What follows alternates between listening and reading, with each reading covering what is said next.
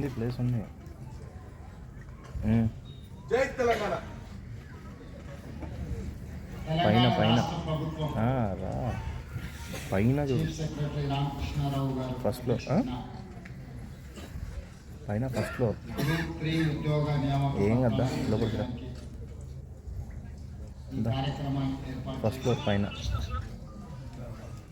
నాతో పాటు సహచర మంత్రుల సభ్యులు మిత్రులు పొన్నం ప్రభాకర్ గారిని, సహచర మంత్రివర్గ సభ్యులు మొహమ్మద్ అజారుద్దీన్ గారిని, అదేవిధంగా రాష్ట్ర ప్రభుత్వ ప్రధాన సలహాదారులు సుదర్శన్ రెడ్డి గారిని, అదేవిధంగా వేడి నరేందర్ రెడ్డి గారిని, హరకర వేణుగోపాలరావు గారిని, షబ్బీర్ అలీ గారిని, అదేవిధంగా హైదరాబాద్ నగర్ మేయర్ పుట్టాల విజయలక్ష్మి గారిని, పార్లమెంట్ సభ్యులు బలరాం నాయక్ గారిని, అనిల్ కుమార్ యాదవ్ గారిని, ఆది శ్రీనివాస్ గారిని, స్థానిక శాసనసభ్యులు అరకపూడి గాంధీ గారిని, కాళ యాదయ్య గారిని, ఎమ్మెల్సీ ధర్మూరు వెంకట్ గారిని, వివిధ కార్పొరేషన్లకు సంబంధించిన చైర్మన్లను, ప్రభుత్వ అధికారులను, ఈరోజు నియామక పత్రాలు అందుకోబోతున్న 1370 మంది ప్రభుత్వ సారథులకు నూతన సంవత్సర సంక్రాంతి శుభాకాంక్షలు. ఈ నూతన సంవత్సరం, ఈ సంక్రాంతి పండుగ మీ తల్లిదండ్రుల కళ్ళలో ఒక ఆనందాన్ని, గుండెల్లో ఒక సంతోషాన్ని సంపూర్ణంగా నింపుతుందని నేను విశ్వసిస్తున్నాను.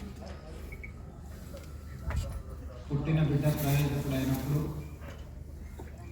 ఆ తల్లిదండ్రుల గూడాలలో, మారుమూల పల్లెల్లో, మధ్యతరగతి, దిగువ తరగతి తల్లిదండ్రులు కష్టపడి ప్రభుత్వ పాఠశాలలో చదివించి మీ చదువుల కోసం నిరంతరం శ్రమ చేసి, కొంతమంది తల్లిదండ్రులు కూలీ పని చేసి, ఉపాధి హామీ కూలీల్లో వాళ్ళు పనిచేసి రూపాయి కూడబెట్టి మిమ్మల్ని పీజీలు పిహెచ్డీలు చదివించి కోచింగ్ సెంటర్లలో పోటీ పరీక్షలకు తయారవ్వడానికి ప్రతి పైసా కూడబెట్టి మిమ్మల్ని నగరానికి పంపించి ఈ పోటీ పరీక్షలకు మిమ్మల్ని ప్రిపేర్ చేయడం జరిగింది.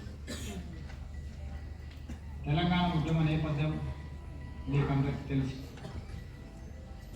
ఉస్మానియా కాకతీయ యూనివర్సిటీలలో తెలంగాణ సమాజానికి ఏ సమస్య వచ్చినా చదువులే కాదు, సమాజానికి వచ్చిన సమస్యను మేము పరిష్కరిస్తాము అని చెప్పి విద్యార్థులు ఉద్యమకారులే అవసరమైన సందర్భంలో ప్రాణ త్యాగాలు చేసి అమరులై ఈ తెలంగాణ రాష్ట్రాన్ని సాధించుకోవడం జరిగింది. సాధించుకున్న రాష్ట్రంలో ప్రధానంగా ఉద్యోగ నియామకాల సమస్య పరిష్కారం అవుతుందని మీరు, మేము, మనమందరము రాష్ట్రం ఇచ్చిన శ్రీమతి సోనియా గాంధీ గారు భావించారు. కానీ 2014 నుంచి దాదాపుగా 2024 10 సంవత్సరాలు 2 సార్లు ముఖ్యమంత్రిగా బాధ్యత చేపట్టిన వ్యక్తులు రాజకీయ ప్రయోజనాల కోసమో, కుటుంబ ప్రయోజనాల కోసమో, పార్టీ ప్రయోజనాల కోసమే ప్రయత్నం చేసింది తప్ప తెలంగాణ రాష్ట్రంలో ప్రభుత్వ శాఖలలో ఉన్న ఖాళీలను లెక్కించి ఆ ఖాళీలను భర్తీ చేసి నిరుద్యోగ యువకులకు ఉద్యోగ నియామక పత్రాలు ఇవ్వాలి అన్న ఆలోచన సంపూర్ణ స్థాయిలో చేయలేదు. వాళ్ళ ప్రాధాన్యత క్రమంలో కుటుంబం మొదటి ప్రాధాన్యత, పార్టీ రెండవ ప్రాధాన్యత, రాజకీయ అవసరాలు మూడవ ప్రాధాన్యతగా భావించింది తప్ప మొదటి ప్రాధాన్యతగా భావించాల్సిన తెలంగాణ నిరుద్యోగ సమస్యను ఏ రోజు కూడా పరిష్కరించాలని ఆలోచన చేయలేదు. 10 సంవత్సరాలు ఓపిక పట్టిన ఈ తెలంగాణ యువత లేదు, మేము కూనుకొని మాకు ఉద్యోగాలు ఇవ్వాలి అని అడిగే పరిస్థితి నుంచి వాళ్ళ ఉద్యోగాలు తొలగిస్తే మా ఉద్యోగాలు మాకు వస్తాయని చెప్పి మీరందరూ రోడ్డు మీదకి వచ్చి 2023 నాడు మీరు డిసెంబర్లో తీసుకున్న నిర్ణయం ఇక ఉద్యోగాలు అడగం, ఉద్యోగాలు ఇస్తామని గద్దెనెక్కిన వాళ్ళ ఉద్యోగాలు తీస్తామని మీరందరూ నడుము బిగించారు కాబట్టి ఈనాడు ప్రజా ప్రభుత్వం ఏర్పడ్డది. అందులో మేమందరం కూడా బాధ్యత తీసుకొని ఈ రోజు ఈ వేదిక మీద మీ ఉద్యోగ నియామక పత్రాలు అందించడానికి పూర్తి స్థాయిలో కృషి చేస్తారు. ఈనాడు మీకు అందరికి తెలుసు, తెలంగాణ పబ్లిక్ సర్వీస్ కమిషన్లో జరిగిన దారుణమైన పరిస్థితులు 2011లో గ్రూప్ 1 ఉద్యోగ నియామకాల నోటిఫికేషన్ వస్తే 2019లో నియామకాలు జరిగినాయి. ఆ తర్వాత నోటిఫికేషన్ వస్తే 2025 వరకు 14 సంవత్సరాలు సుదీర్ఘమైన కాలం గ్రూప్ 1 నియామకాలు చేపట్టలేదు అనేది ఉమ్మడి రాష్ట్రంలో కానీ ప్రత్యేక తెలంగాణ రాష్ట్రంలో 10 సంవత్సరాలు ఒక యువకుడి వయసు 22-23 సంవత్సరాల వయసులో గ్రూప్ 1 ఉద్యోగం కోసం గ్రూప్ 2 ఉద్యోగం కోసం ప్రయత్నం మొదలుపెడితే 14 సంవత్సరాలు పరీక్షలు జరగక ఉద్యోగం రాక అమీర్పేట్లను అశోక్ నగర్ చౌరస్తాలను దిల్సుఖ్ నగర్ చౌరస్తాలను కోచింగ్ సెంటర్లు 14 సంవత్సరాలు పెరిగితే ఇంతకంటే దారుణం ఘోరం ఎక్కడైనా ఉంటుందా మీరు ఒకసారి ఆలోచన చేయాలి. ఈనాడు ఏ ఒక్క నోటిఫికేషన్ ఇచ్చినా ఇప్పుడు చీఫ్ సెక్రటరీ రామకృష్ణారావు గారు ఒక మాట చెప్పారు. గ్రూప్ 3 నోటిఫికేషన్ ఇస్తే 5 లక్షల అప్లికేషన్స్ వచ్చినాయి. 2.5 లక్షల మంది విద్యార్థులు పరీక్షలు రాశారు. అందులో 1370 మంది ఎంపిక కాబడ్డారు. గ్రూప్ 1లో 563 ఉద్యోగాల కోసం దాదాపుగా 5 లక్షల మంది అప్లికేషన్ పెట్టారు.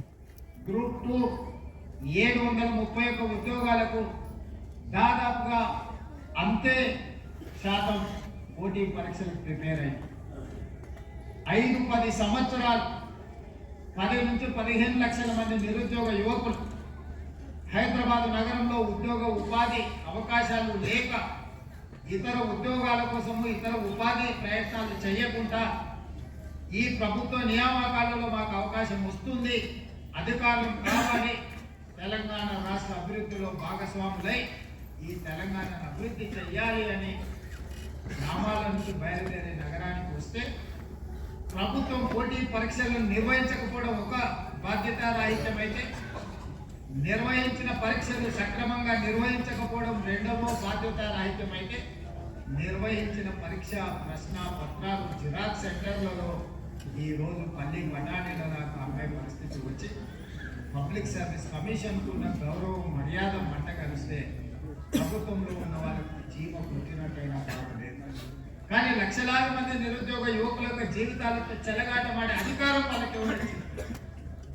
అందుకే ఈ ప్రభుత్వం ఏర్పడిన మరుక్షణం తెలంగాణ పబ్లిక్ సర్వీస్ కమిషన్ ని సమూలంగా ప్రక్షాళన చేసి యూపీఎస్సీతో పోటీ పడే విధంగా నేనే స్వయంగా అక్కడికి వెళ్ళి యూపీఎస్సీ చైర్మన్ కలిసి ఏ విధంగా వాళ్ళు యూపీఎస్సీ ఆరోపణలు లేకుండా పోటీ పరీక్షలు నిర్వహిస్తుందో, ప్రతి సంవత్సరం ఐఏఎస్ ఐపీఎస్ ఐఎఫ్ఎస్ లాంటి పరీక్షల్ని ఏ రకంగా నిర్వహిస్తున్నారో వాటి అన్నింటిని తెలుసుకొని నిష్ణాతులైన వాళ్ళని హైలీ క్వాలిఫైడ్ పర్సన్స్ ని ఈనాడు Telangana public service commission chairperson గా మెంబర్స్ గా మనం నియమించింది.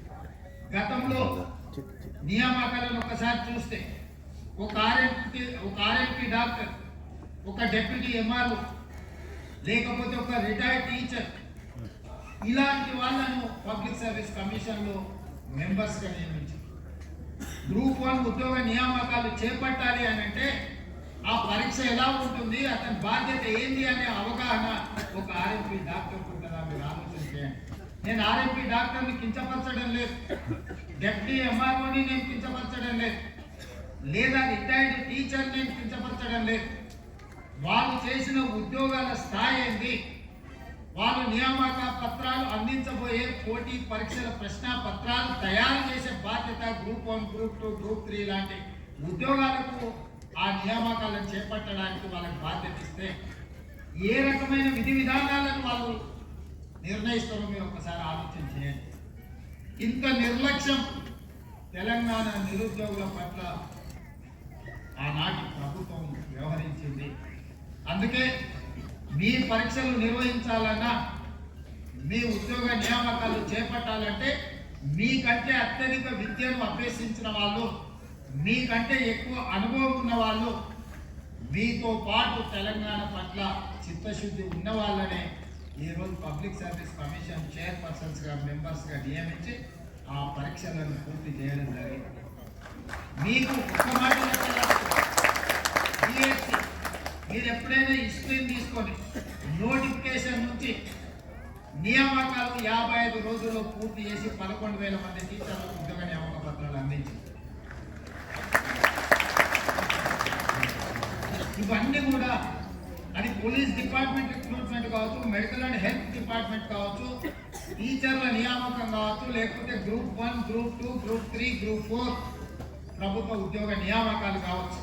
ఒక బాధ్యతతో ఒక యజ్ఞంలాగా భావించి ఎక్కడా తప్పులు జరగకుండా ఈ నియామక పత్రాలను అందించాలనే మేము కృషి చేసి గ్రూప్ 1 ఫలితాలు ఇచ్చి నియామకాలు అందించబోయే సమయంలో కోర్టుల ముందు వివాదాలు సృష్టించి ఎట్టి పరిస్థితుల్లో నియామక పత్రాలు అందనీయకూడదని కుట్రలు చేస్తే కూడా న్యాయస్థానం ముందు నిలబడి ప్రభుత్వం బలమైన వాదనను వినిపించి ఈ రోజు దాదాపుగా 2 సంవత్సరాలలో మొదటి సంవత్సరంలోనే 60,000 ఉద్యోగ నియామక పత్రాలను అందించి దేశంలోనే ఒక గొప్ప ఘనత తెలంగాణ రాష్ట్రం సాధించింది. ఈ రోజు దాదాపు 70,000 ప్రభుత్వ ఉద్యోగ నియామక పత్రాలు 2 సంవత్సరాల్లో మనం అందించగలిగాం. మేము లెక్కలు చెప్తే తప్పంటారని లేదా ఇచ్చిందో ఇయ్యలేదని అనుమానాలు వ్యక్తం చేస్తారని 13 సార్లు ఉద్యోగ నియామక పత్రాలు అందిస్తే మేము ఎక్కడైతే బాధ్యత తీసుకున్నామో ఎల్బీ స్టేడియంలో కానీ లేకపోతే నెక్లెస్ రోడ్లో డాక్టర్ బాబాసాహెబ్ అంబేద్కర్ సాక్షిగా కానీ లేకపోతే శిల్పారామం సాక్షిగా కానీ లేకపోతే సాగునీటి పారుదల శాఖ ఆఫీస్ కార్యాలయ కేంద్రంలో కానీ ఈ నియామక పత్రాలు బహిరంగంగా వాళ్ళ తల్లిదండ్రులను అందరిని ఆహ్వానించి ఒక పండుగలాగా మాకు ఒక బాధ్యత కావచ్చు, కానీ మీకు ఒక జీవితకాల విజయం. మీ జీవితంలో మీ తల్లిదండ్రుల కళ్ళల్లో ఒక జీవితకాలం సమూలమైన మార్పు తీసుకొస్తుంది. ఈ రోజు ఈ ఉద్యోగం మీరు కాదు, మీ భవిష్యత్ తరాలకు కూడా ఇది ఒక దిక్సూచిగా మారుతుంది. ఇది ఏదో ప్రభుత్వ ఉద్యోగము రోజుకి 8 గంటలు 10 గంటలు పనిచేస్తే వేతనం తీసుకునే బాధ్యత కాదు. తెలంగాణ రాష్ట్ర ప్రభుత్వంలో ఉద్యోగం అంటే ఇది ఒక భావోద్వేగము. ఈ తెలంగాణ రాష్ట్రాన్ని పోరాటం చేసి సాధించుకున్నది ఒక భావోద్వేగం. ఈ ప్రభుత్వ ఉద్యోగము మీకు మాకు ఒక భావోద్వేగం. ఈ భావోద్వేగం తెలంగాణ పునర్నిర్మాణంలో మిమ్మల్ని భాగస్వామ్యం చేస్తుంది. ఇందులో మేము మనందరం కలిసికట్టుగా పనిచేస్తే ఈ తెలంగాణ రాష్ట్రం దేశానికే కాదు ప్రపంచానికే ఆదర్శంగా అభివృద్ధి చెందగలిగిన అన్ని వసతులు వనరులు ఈ తెలంగాణ రాష్ట్రంలో ఉన్నాయి. అందుకే మిత్రులారా, ఈనాడు మిమ్మల్ని అందరినీ తెలంగాణ రాష్ట్ర ప్రభుత్వంలో భాగస్వామ్యం చేసే సందర్భంలో మిమ్మల్ని అందరినీ కలవాలి, మీతో మాట్లాడాలి, మీ తల్లిదండ్రుల కళ్ళల్లో ఆనందం చూడాలి అని ఈ ప్రత్యేకమైన కార్యక్రమాన్ని సంక్రాంతి పండుగ సందర్భంగా ఏర్పాటు చేసి మిమ్మల్ని అందరినీ కూడా ఆహ్వానించడం జరిగింది. మీ అధికారులు చెప్పి కూడా మీకు ఉద్యోగ నియామక పత్రాలు ఇవ్వచ్చు. నా తెలిసి 25 శాఖలలో 1300 మీ శాఖాధిపతులు చెప్పి డైరెక్ట్ గా మీకు ఉద్యోగ నియామక పత్రాలు మీ ఇంటికి పంపించవచ్చు.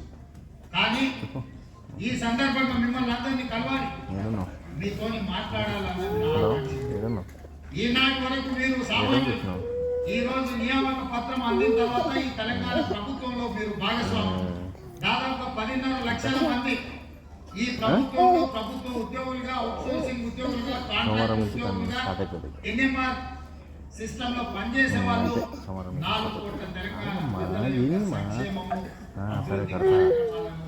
ఈ రోజు మొట్టమొదటి ప్రధానమంత్రి దేశానికి బాధ్యత తీసుకున్నప్పుడు పండిత్ జవహర్లాల్ నెహ్రూ గారు ఆ రోజు కరువు విలయ తాండవం చేస్తున్నది. నిరక్షరాస్యత, చదువులేని తనం ఈ దేశాన్ని ఏ దిశగా నడిపిస్తుందో ఎవరికి తెలియని పరిస్థితి. అందుకే మొట్టమొదటి ప్రధానమంత్రి ఒక నిర్ణయం తీసుకున్నాడు. My top priority education and irrigation. అంటే అవును విద్య, ఇప్పుడు ప్రజలు వ్యవసాయం ప్రజలు మొట్టమొదటి ఏం ప్రాధాన్యత కంగారేం లేదు తీసుకుంటున్నారు. ఈ అతను దేశంలో ఉన్న యూనివర్సిటీలన్నిటిని కూడా పండిత్ జవహర్లాల్ నెహ్రూ గారు ప్రారంభించడం జరిగింది. ప్రధానమైన విశ్వవిద్యాలయాలన్నీ కూడా పండిత్ జవహర్లాల్ నెహ్రూ గారి అని చెప్పిన బాగా నేను అని చెప్పిన ఆ తర్వాత సాగునీటి ప్రాజెక్టు శ్రీశైలం కావచ్చు, నాగార్జున సాగర్ కావచ్చు, బాక్రానంగల్ డ్యామ్ కావచ్చు, ఎస్ఆర్ఎస్పి కావచ్చు, తెలంగాణ ప్రాంతంలోని ఆనాటి ప్రధానమంత్రి 3 ప్రధానమైన సాగునీటి ప్రాజెక్టులు శ్రీశైలం, నాగార్జున సాగర్, ఎస్ఆర్ఎస్పి లాంటి ప్రాజెక్టులను ప్రారంభించడం ద్వారా ఈ ప్రజలు కరువు కాటకాలలో ఆనాటి పరిస్థితులు మీ ముత్తాతలు ఎవరైనా ఉంటే, మీ తాతలు ఎవరైనా ఉంటే కనుక్కోండి. మట్టి తిని బతికే పరిస్థితులు ఆనాడు ఉన్నాయి. ఆకలితో అలమటించి తినడానికి ఆకులు అలము కూడా దొరకక బురద మట్టి కూడా తిని బతుకున్న రోజులు ఈ దేశంలో దేశ స్వతంత్రం వచ్చిన మొదటి నాలుగు ఉండే.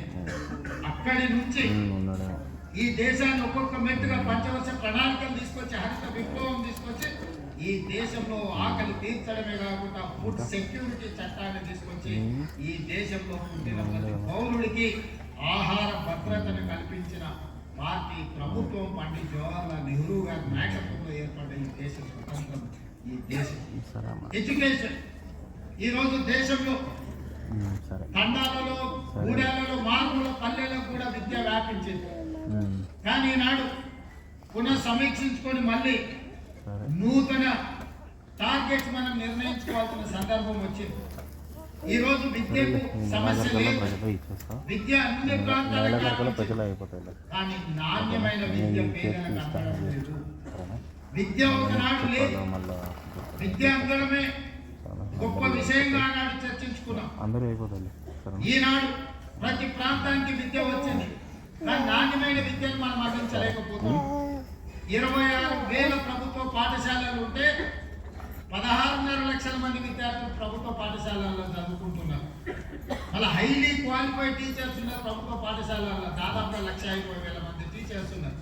అదే ప్రైవేట్ 11,000 పైచిలకు పాఠశాలలు ఉంటే 33 లక్షల మంది విద్యార్థులు ప్రైవేట్ స్కూల్స్ లో చదువుకుంటున్నారు. నేను మిమ్మల్ని అడగదలుచుకున్న ప్రభుత్వ శాఖలో ఈరోజు చేరబోతున్న మిమ్మల్ని, మన మీద ఉన్న విశ్వాసం నమ్మకానికంటే ప్రైవేట్ పాఠశాలల మీద ఎందుకు ప్రజలకు విశ్వాసం పెరిగింది ఒకసారి ఆలోచించండి. ఇవాళ తల్లిదండ్రులు రూపాయి కూడా ప్రైవేట్ స్కూల్ పంపించి ఫీజులు కడుతున్నారు. ప్రభుత్వంలో ఉచితంగా విద్యను అందిస్తామంటే కూడా ఇక్కడికి రావడం లేదు అని అంటే కారణం మనమే విశ్లేషించుకోవాలి. నాణ్యమైన విద్యను అందించాల్సిన బాధ్యత ఈ వేదిక మీద ఉన్న వాళ్లకు, ఈ హాల్లో ఉన్న ప్రతి ఒక్కరికి మన అందరి మీద ఉన్నది. నాణ్యమైన విద్య మనం అందించినప్పుడు పేదలు ప్రైవేట్ పాఠశాలలకు ఎందుకు వెళ్తారో ఒకసారి ఆలోచన చెయ్యండి. అందుకే ఈ రోజు మన గురుతరమైన బాధ్యత పేదలకు నాణ్యమైన విద్యను అందిస్తే ప్రపంచంతోనే పోటీ పడగలము, రాకెట్ సైన్స్ కూడా మనమే కనిపెట్టగలము ప్రభుత్వ పాఠశాలలో అనే విశ్వాసం నాకు. ఫుడ్ సెక్యూరిటీ ఈరోజు భారతదేశానికి సరిపోయిన దానికంటే ఆహార ధాన్యాలు అత్యధికంగా ఉత్పత్తి. ఈరోజు వరి భారతదేశంలోనే తెలంగాణ రాష్ట్రం అత్యధికంగా పండిస్తుంది. ఈ 2 సంవత్సరాలు కంటిన్యూస్ గా దేశంలోనే మొదటి స్థానం మన తెలంగాణ రాష్ట్రానికి వచ్చింది. 2,85,00,000 మెట్రిక్ టన్నుల ప్యాడీని ఉత్పత్తి చేసి దేశానికే మనం ఆదర్శంగా నిలబడ్డాం. ఈ రోజు ఈ దేశంలో ఆహార ధాన్యాలకు లోటు లేదు, కానీ ప్రోటీన్ ఫుడ్ లేదు. ఇవాళ ఆడపిల్లలకు బలహీనతలు ఎందుకున్నాయి ప్రభుత్వ పాఠశాలల్లో, అంగన్వాడీ సెంటర్లలో మీరు ఒక్కసారి చూడండి. ఎందుకు మనం ప్రోటీన్ ఫుడ్ ఇవ్వలేకపోతున్నాం? ఈ రోజు ఆహార సమస్య లేదు, కానీ నాణ్యమైన ఆహారము, బలోపేతమైన ఆహారాన్ని మనం అందించలేకపోతున్నాం. రేపటి దినం మీరు ప్రభుత్వంలో పనిచేసినప్పుడు ఆర్గానిక్ ఫుడ్ ఎలా పండించాలి, నాణ్యమైన భోజనం ఏ విధంగా ప్రభుత్వ పాఠశాలల్లో, ప్రైవేట్లో కానీ పేదలకు అందించాలి, దీన్ని లక్ష్యంగా మనం పనిచేయాలి. ఈరోజు quality education, quality food, skill. ఈరోజు ఎవ్రీ ఇయర్ 1,10,000 మంది ఇంజనీరింగ్ గ్రాడ్యుయేట్లను తెలంగాణ రాష్ట్రం ఉత్పత్తి చేస్తుంది. 1,10,000 మంది ఇంజనీరింగ్ గ్రాడ్యుయేట్లు ఎంతమందికి ఉద్యోగాలు వస్తున్నాయో ఆలోచన చేయండి. ఉద్యోగం వచ్చుండొచ్చు, చదువుకున్న అర్హత ఉద్యోగం ఎందుకు రావడం లేదు? వివిధ శాఖల్లో ప్రైవేట్లో చాలా మందికి అవసరం ఉన్నాయి. చాలా మంది నిరుద్యోగులు ఖాళీగా తిరుగుతున్నారు. డిమాండ్ ఉన్నది, సప్లై ఉన్నది, కానీ డిమాండ్ సప్లై ఒక గ్యాప్. ఆ గ్యాప్ స్కిల్ లేకపోవడం, అన్స్కిల్డ్ క్వాలిటీ ఎడ్యుకేషన్ లేకపోవడం వల్ల ఈరోజు అంతర్జాతీయ స్థాయిలో మనం పోటీ పడగలిగిన పరిస్థితులు ఉన్నా, అంతర్జాతీయ అవకాశాలు ఉన్నా మనం అందిపుచ్చుకోలేకపోతున్నాము. అందుకే ఎడ్యుకేషన్లో skill is most important subject. రేపటి రోజుల్లో మీరు స్కిల్ డెవలప్మెంట్ కోసం పని చేయాల్సిన అవసరం ఉన్నది. ఈరోజు ఈ ప్రభుత్వం గతంలో ఒకప్పుడు భూమి లేని వాడికి భూమి ఇచ్చింది, ఇల్లు లేని వాడికి ఇల్లు ఇచ్చింది, అడవుల్లో భూములు కొనుక్కునే వాడికి కోడి భూముల పట్టాలు ఇచ్చింది. ఈరోజు ఇవ్వడానికి కోడి భూములు లేవు, పంచిపెట్టడానికి అసైన్మెంట్ ల్యాండ్స్ లేవు. ఈరోజు ఈ ప్రభుత్వం దగ్గర ఉన్నది ఒకే ఒకటి, మీకు నాణ్యమైన విద్యను అందించడం. ఈరోజు పేదవాడి యొక్క భవిష్యత్తు, పేదవాడి యొక్క ఆలోచన విధానాన్ని మార్చడానికి విద్యను ఒక ఆయుధంగా వాడుకోండి. విద్య ఒక్కటే మన జీవితాలలో మార్పు తెస్తుంది. విద్య ఒక్కటే మన జీవితాలలో వెలుగు నింపుతుంది. విద్య ఒక్కటే మన తల్లిదండ్రులను సంతోషపెడుతుంది. ఇవాళ ఈ వేదిక మీద ఉన్న ప్రజాప్రతినిధుల నుంచి ఐఏఎస్ ఐపీఎస్ ఆఫీసర్ల వరకు, ఈ రోజు డీజీపీ గారి నుంచి మొదలు పెడితే ఈ వేదిక మీద ఉన్న ఉన్నతాధికారులందరికీ గౌరవం దక్కింది అని అంటే విద్య వల్ల దక్కిన అధికారమే తప్ప కులం వల్లనో బలం వల్లనో ఆస్తుల వల్లనో ఈ వేదిక 1170 మంది మీకు నియామక పత్రాలు వచ్చినాయంటే మీ చదువు గొప్పతనం వల్లనే మీకు ఉద్యోగం వచ్చింది తప్ప మీకు వేరే రకంగా ముఖ్యమంత్రి గారు తెలుసో లేకపోతే మంత్రి పొన్నం ప్రభాకర్ గారు బంధువులు ఉద్యోగ పత్రాలు ఇవ్వడం లేదు. చదువు ఒక్కటే మన జీవితాల్లో చదువుకోవడానికి అవసరమైన ప్రణాళికలు సిద్ధంగా మీరు చేసే నిర్ణయాలు సక్రమంగా అమలు జరగాలంటే మీరు చిత్తశుద్ధితో పని చెయ్యాలి. ఈ 10.5 లక్షల మంది ఎవరు మారలేదు. ఎవరైనా మారింది 2023 డిసెంబర్ 7 నాడంటే ఒక 15 మంది మంత్రులు మాత్రమే మేము మారలేదు. మిగతా వ్యవస్థ అంతా సేఫ్. మరి పరిపాలన మార్పు రావాలి, పరిపాలన ప్రక్షాళన జరగాలి అంటే మీరు సంపూర్ణంగా సహకరించాలి. ఇంతకుముందు చీఫ్ సెక్రటరీ గారు చెప్పినట్టు మన ఎకానమీని భారతదేశం 2000కి స్వతంత్రం వచ్చి మనం పూర్తి చేసుకోబోతున్నాం. 100 సంవత్సరాలు స్వతంత్ర వేడుకలు చేసుకునే సందర్భంగా ఒక లక్ష్యాన్ని పెట్టుకొని ఈరోజు కేంద్ర ప్రభుత్వం ఒక ప్రయత్నం చేస్తుంది. వికసిత్ భారత్ 2047లో ప్రపంచంలోనే అతి బలమైన ఆర్థిక దేశంగా బలపడాలి. భారతదేశం $30 ట్రిలియన్ ఎకానమీకి రీచ్ అవ్వాలి అని కేంద్ర ప్రభుత్వం అనుకుంటుంది. ఈనాడు మనం దేశ జనాభాలో 2.5% ఉన్నాం. ఈనాడు ఆర్థికంగా 5.1% మనం కంట్రిబ్యూట్ చేస్తున్నాం ఈ దేశ ఆర్థిక వ్యవస్థను. దాన్ని ఈ జనాభాతోని 10% పెంచాలన్న లక్ష్యంతో ఈరోజు మన ప్రభుత్వం పనిచేస్తుంది. 2034కు $1 ట్రిలియన్ ఎకానమీ, 2047కు $3 ట్రిలియన్ ఎకానమీ దేశ ఆర్థిక వ్యవస్థలో 10%ని తెలంగాణ రాష్ట్రం నుంచి అందించాలన్న లక్ష్యంతో పనిచేస్తున్నాం. వేదిక మీద ఉన్న ప్రజాప్రతినిధులు 2047లో ఎవరున్నారో నాకు తెలీదు, కానీ మీరందరూ 2047 వరకు ప్రభుత్వంలో ఉంటారు. ఈ తెలంగాణ రాష్ట్రం $3 ట్రిలియన్ ఎకానమీకి మనం చేరాలి అని అంటే మీ కళ్ళతో చూస్తారు, మీ చేతులతో పనిచేస్తారు, మీ మనసులో ఆ లక్ష్యం ఉండాలి. 2034 వరకు నేను గ్యారెంటీగా ఉంటాను, మిమ్మల్ని అందరినీ చూస్తాను. ఎకానమీకి మనం చేరాలి అని అంటే మీరందరూ సహకరించాలి. 2047 మీ చేతుల్లోనే ఉంది. మీరే $3 ట్రిలియన్ ఎకానమీకి ఈ రాష్ట్రాన్ని ముందుకు నడిపించాలి. మీరందరూ నడిపిస్తారనే సంపూర్ణమైన విశ్వాసం, నమ్మకం నాకు ఉన్నది. ఎందుకనంటే మనందరం ఈ తెలంగాణ రాష్ట్రాన్ని కొట్లాడి సాధించుకున్నాం. దేశంలోనే అత్యధిక అభివృద్ధి చెందిన రాష్ట్రంగా నిలబెట్టాలి అంటే మనందరం కూడా కష్టపడి పనిచేయాలి. చివరగా ఒక మాట అప్పుడప్పుడు రామకృష్ణారావు గారు మేము అధికారులతో మాట్లాడుకుంటూ అనుకుంటున్నాం. రాజకీయాలలో కానీ ప్రభుత్వ ఉద్యోగంలో చేరేటప్పుడు 3 రకాల దశలు ఉంటాయని పరిణామ క్రమం. చేరంగానే గరంగా ఉంటామంట, కొంతకాలం అయిన తర్వాత నరం, ఆ తర్వాత బేషరం. మీరు మేము అట్లా కాకూడదని నేను భావిస్తున్నాను. గరం నరం బేషరం 3 దశలు రాజకీయాలలో కానీ ప్రభుత్వ ఉద్యోగాలలో ఉంటుందని ఒక నానుడు ఉంది. ఆ నానుడి తప్పు అని మనం నిరూపించాలి. చేరుని రోజు ఏ ఘరం అయితే ఉందో రిటైర్మెంట్ రోజు కూడా అదే ఘరంతో అదే నిలబెట్టి 35 సంవత్సరాలు ఈ రాష్ట్రం కోసం ఈ తెలంగాణ ప్రజల కోసం నిక్కచ్చిగా నేను పనిచేసిన.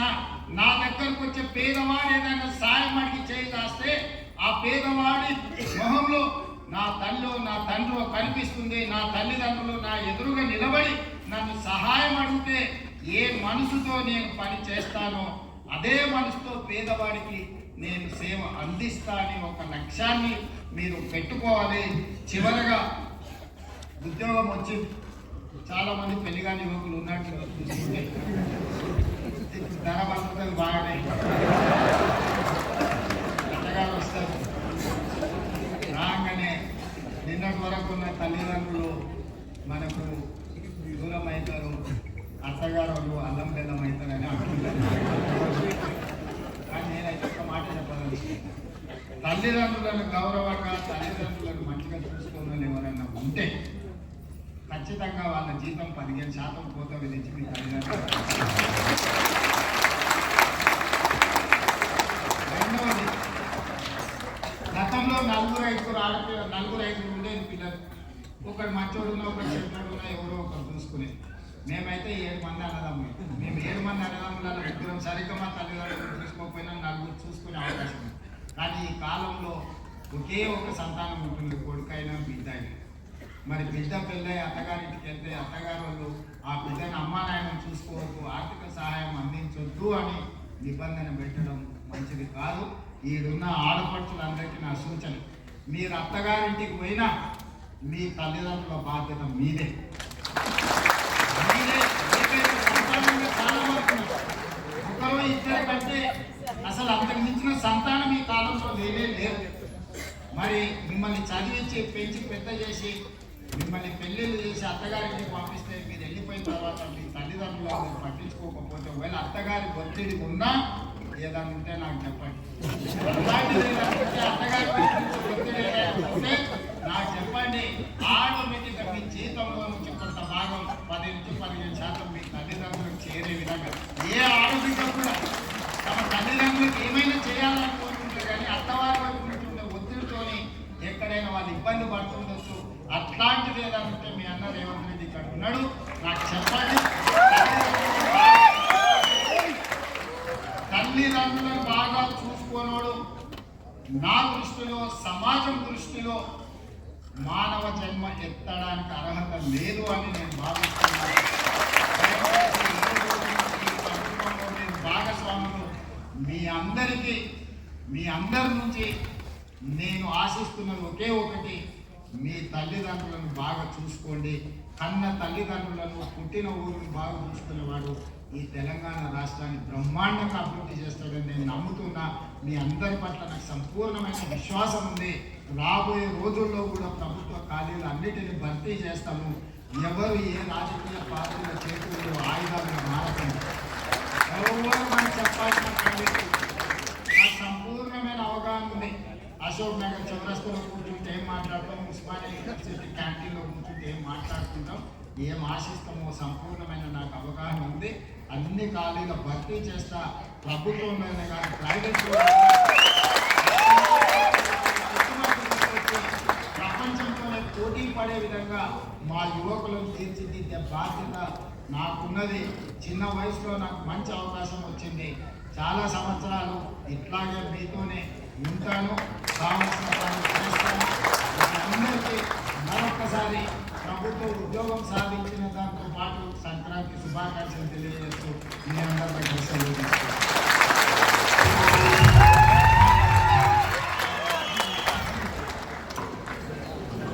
బతుకు పండుగ ముచ్చట్లు మన గుండెలు తట్టి లేపేలా స్వామి సీఎం గారు ప్రత్యేక ధన్యవాదాలు. Well began is have done అన్నారు. ఎందుకంటే 1370 మంది అదృష్టవంతులు, మీ కుటుంబ సభ్యులు అదృష్టవంతులు. అందుకు సీఎం ప్రజాపాలన ప్రభుత్వ అధినేతగానే కాకుండా ఒక కుటుంబ సభ్యుడిగా మన